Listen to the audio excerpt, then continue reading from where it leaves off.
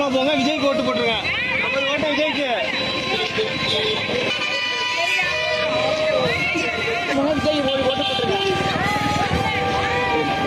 Okay bye. எல்லாம் விஜய்க்கு ஓட்டு போட்டுருங்க.